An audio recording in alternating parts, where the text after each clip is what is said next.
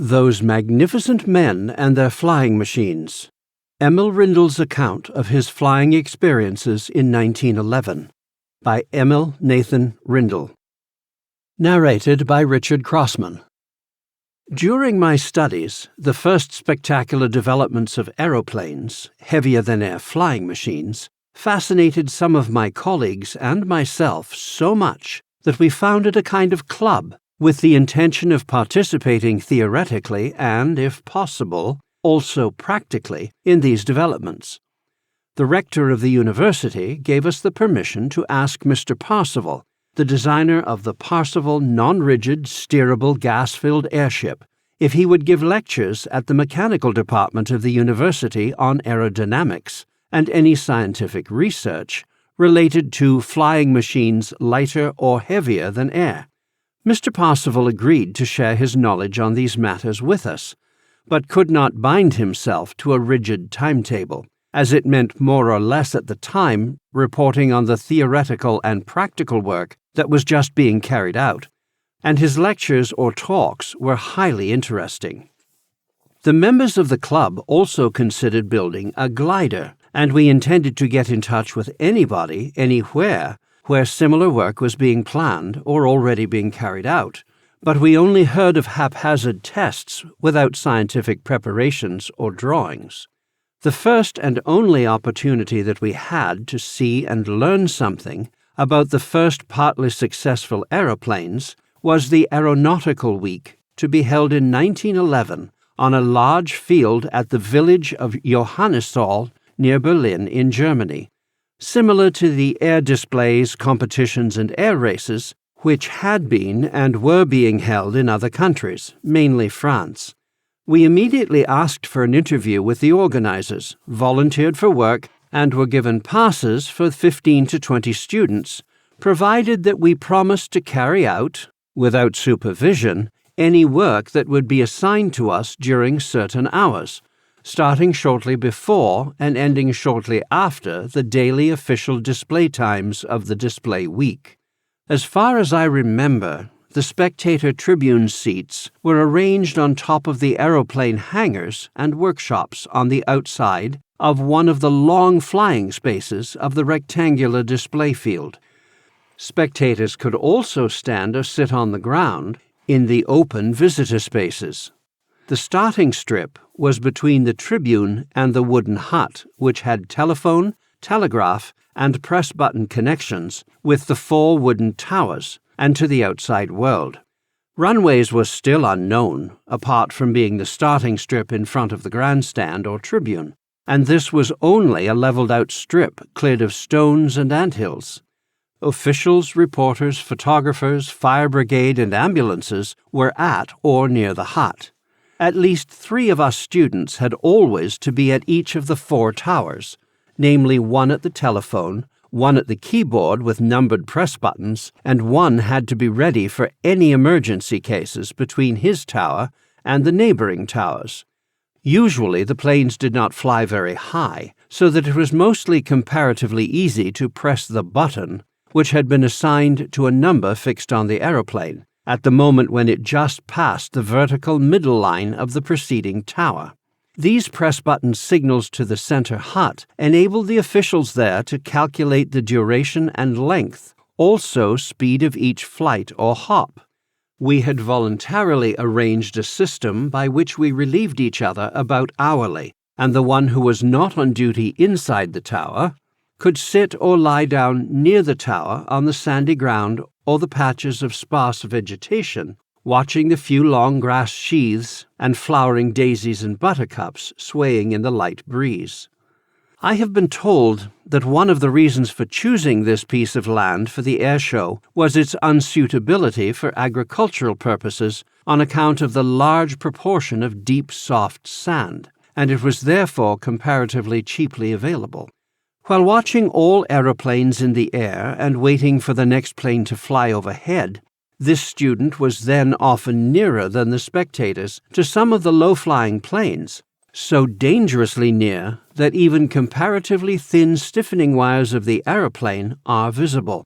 Most of the photos taken at the time are bad, as they were apparently taken with bad photographic plates or films. It was the duty of the student outside the tower to go immediately to the assistance of any flyer who came down with his aeroplane between this and one of the neighboring towers. In the early days of the aeroplane, strong winds and even comparatively slight side winds could cause steering to be very difficult, especially when changing direction at the corners of the airfield. The weak motors also made the aeroplanes very susceptible to the slightest downward gusts of wind. Sometimes pilots blamed such winds when their plane suddenly lost height and even touched the ground. Now and then a telephone call came through from the meteorological office of the airfield to ask if a pilot whose plane had landed or touched down had commented on wind currents. During some nights, a few drops of rain had moistened the top layers of the huge sandy stretches sufficiently, even after hours of sunshine, to prevent winds whirling up dust, which could cause difficulties with the petrol supply to the motor, as in those days not only the aeroplanes, but also the motors and the fuel and ignition systems were almost at the beginning of their development, so that many flights were very short, almost hops. Some aeroplanes were brought out of the hangars only after several days, because they were either not finished, or the motors did not start or run satisfactorily. Others disappeared for shorter or longer repairs, and as far as I can remember, I had heard of aeroplanes which were not brought out at all and never took part in the competition flying. Other aeroplanes encountered more or less severe damages, breakages, or even crashes, so that the mechanics in the repair shops were at least as busy as the flying personnel.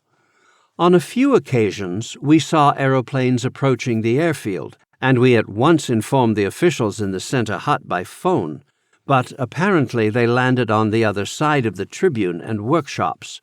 The Ettrick Dove flew over the display field so that I could take a photo which clearly shows the peculiar shape, but no details.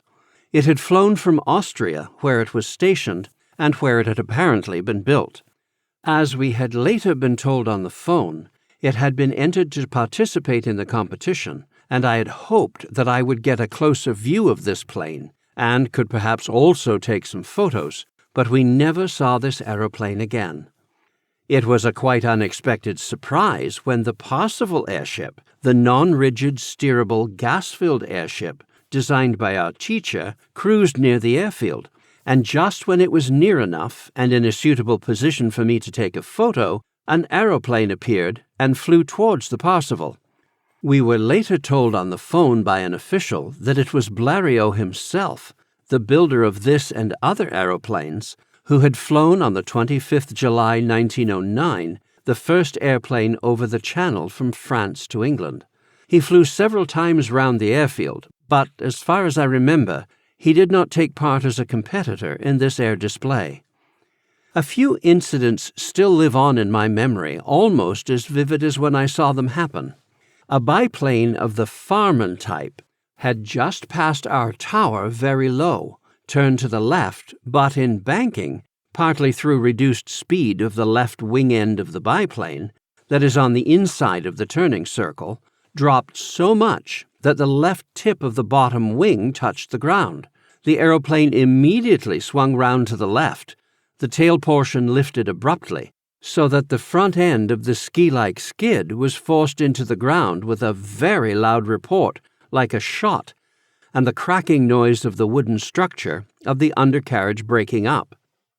A cloud of sand dust was thrown up, which shrouded the bottom portion of the aeroplane, but I could see, to my horror, that the pilot and his mechanic, who had been holding on to the uprights and steering lever during the flight, had been thrown forward out of the plane.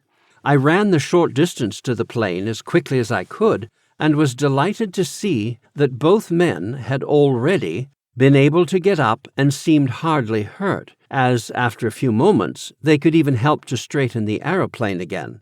They told me that they did not need an ambulance, but only a suitable vehicle to take their plane to the hangar. But when I came back to our tower, the ambulance was already on the way. A Wright biplane crashed in front of the grandstand, the tribune, piloted by Engelhardt, who was killed later in the same year in a flying accident. When I looked through my field glasses, I saw the pilot after some time creeping out of the wreckage of the aeroplane. He then tore off pieces of the wing fabric covering, write on them, probably his autograph, and hand them out to spectators, who had rushed over to him. A huge crowd soon gathered, and I lost sight of the pilot. Then the crashed plane was taken away, I presume behind the tribune to a workshop or hangar. The crowd quickly dispersed, and the flying competition continued. One of the Voisin de la Grange biplanes, with some features similar to the Farman biplane, was approaching our tower, but was continuously losing height, and I saw the pilot and mechanic gesticulating frantically and apparently trying desperately to avoid plunging into the many spectators who were standing or sitting behind the barriers of the flying field. At the moment when the back box-shaped portion was just passing very low over me, I jumped upwards without thinking of reasons or consequences and grabbed a horizontal crossbar or tube on the underside of the plane end. The suddenly increased weight at the back end pulled this portion slightly downwards, with the result that the front part pointed sufficiently upwards that the plane at once gained height. This must have frightened me so much that I let go and dropped just in front of the crowd, and, luckily to myself, on very soft, deep sand.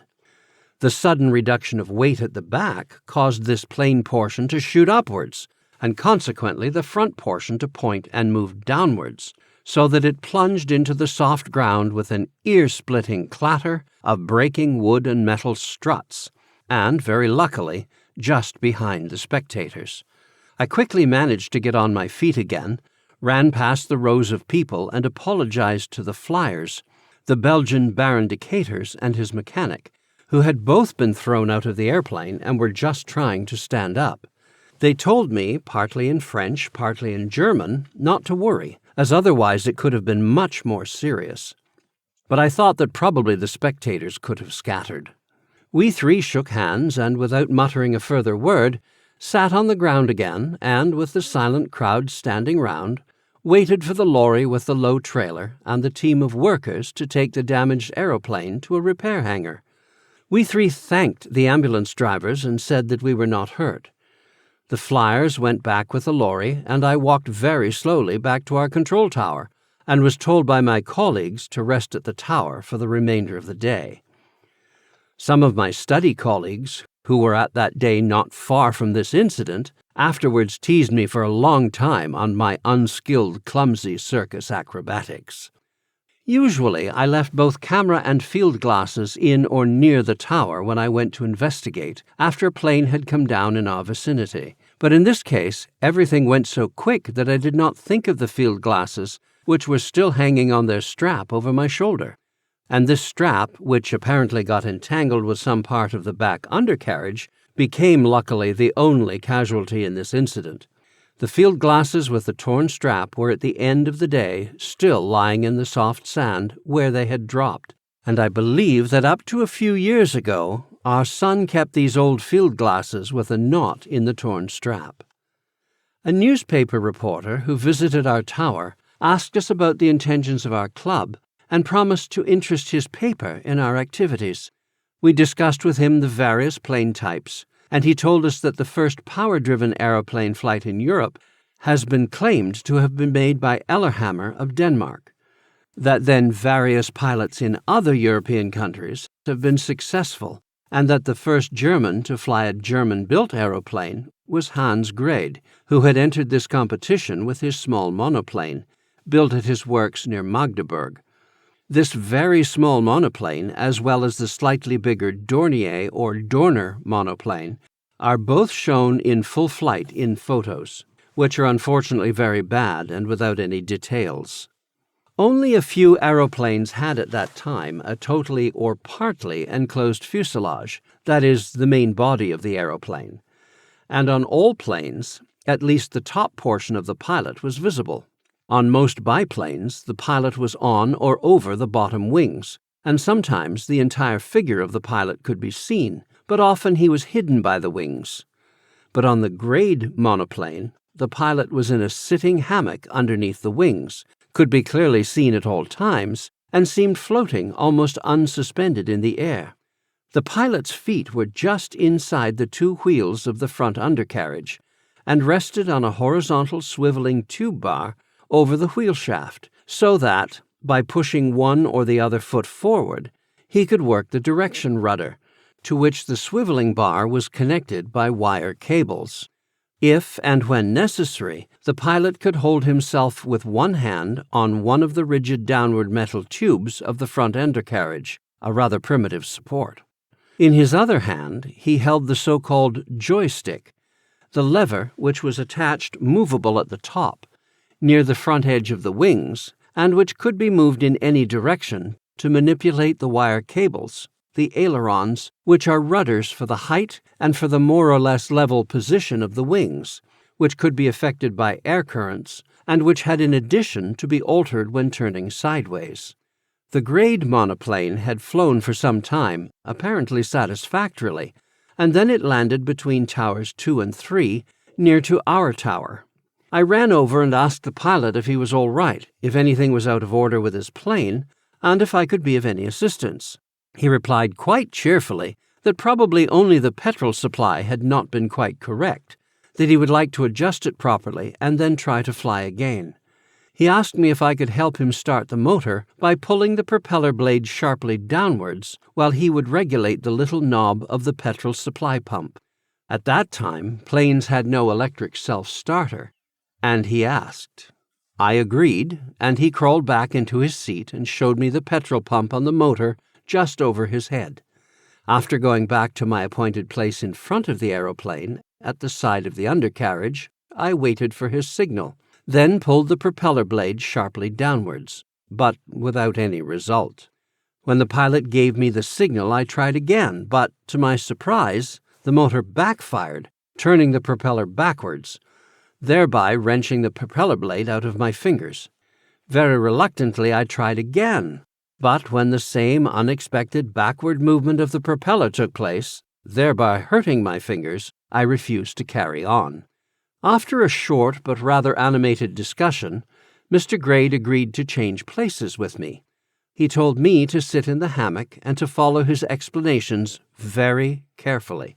First, he showed me the knob which I should turn either to the right or to the left, according to his signs, and we practiced this manipulation several times.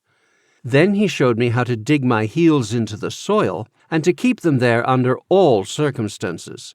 If and when the motor started to work, he would come to the side of me and hold the aeroplane. Then I should get out of the seat on the other side and also hold the aeroplane in exactly the same manner as he was doing it. Only after he would have climbed into the seat and dug his heels into the ground to hold the aeroplane back, should I clear out of the way. This complete maneuver was practiced twice to the full satisfaction of both of us. The first few trials of Mr. Grade to start the motor by turning the propeller blade by hand were just as unsuccessful as before. When I tried to start the motor by cranking or pulling the propeller blade downwards, but suddenly, with a roar, the motor started.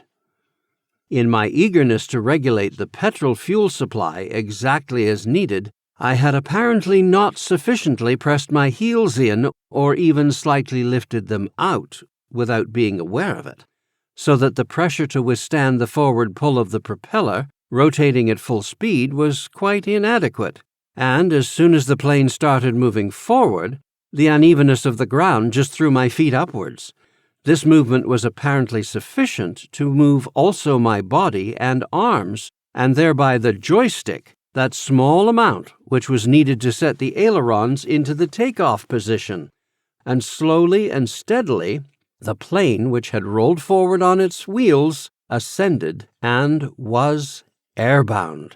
Through sheer luck, my feet, which I had placed on the rudder controlling bar, had set the rudder in such a position that the plane turned slightly to the left, and through unbelievable coincidence, my hands had moved the joystick sideways to give the necessary banking movement, and the friendly and obedient little plane was now flying in the correct direction towards Tower D4 without the slightest help from me. I had a wonderful dreamlike feeling of joy and satisfaction of gliding effortless at an immense speed along entirely unburdened. But quite abruptly, after only a few moments, when I looked down, the earth underneath seemed to hurtle away from me backwards, and the buildings in front of me, hangars and workshops, seemed to come towards me with frightening speed that I suddenly had the wish to stop the plane. Without thinking, I grabbed above my head and tore some of the wire leads to the sparking plugs. Naturally, the motor stopped at once, and I must unknowingly, through my movement, push the joystick, and with it the ailerons just enough into a descending position, and then the left front wheel bumped hard on the ground, and a moment later also the right wheel. I must have sat for quite a long time motionless in the seat, when I realized that a colleague had come from Tower D4, and Mr. Grade approached almost breathless after running all the way which I had flown. They both helped me out of the seat. Before fully realizing that I had unknowingly lifted my heels out of the soil and thereby allowed the plane to move forward, I felt ashamed that I had done something terribly wrong and started to stammer an apology. But Mr. Grade interrupted me and assured me that, as far as he had seen, only 2 spokes of the one wheel had snatched, and that a good angel must have protected me. Half-dazed, I went back very slowly, sat down in front of the tower for the last few hours of the day, and began to wonder what the words, casually uttered by Mr. Grade, actually really meant. Later, I often imagined to live through every moment of my first and only solo flight. The official competition was interrupted during about an hour for lunch, but practice flying continued, and fire brigade, ambulance, and the main telephone switchboard were kept ready for any emergency. But we were allowed to sit in front of our tower so that we could always hear and answer the telephone. We unpacked our sandwiches while we discussed the events of the previous hours, and were not always of the same opinion about the merits of the various aeroplane types, but, to my amazement, not even about the exact happenings. So when I look back today, I might be excused if, without wanting or even knowing it, I have now tinted the happenings in slightly different colors to those which I saw at the time 58 years ago. Shortly after this air display, I drew a new paper frame for the Aeronautical Club announcements to be pinned to the assigned blackboard. At the top is the Parseval gas-filled, steerable, non-rigid airship. At the bottom, the airship, also gas-filled and steerable, with a rigid keel underneath. On the left, the Grade monoplane, in which I made my only solo flight, and on the right is the Antoinette, in which Latham attempted, but failed, to fly the Channel on the same day as Blériot succeeded. I believed that this shape or form could influence the shape of successful future aeroplanes more than any other mono or biplane known to me at the time.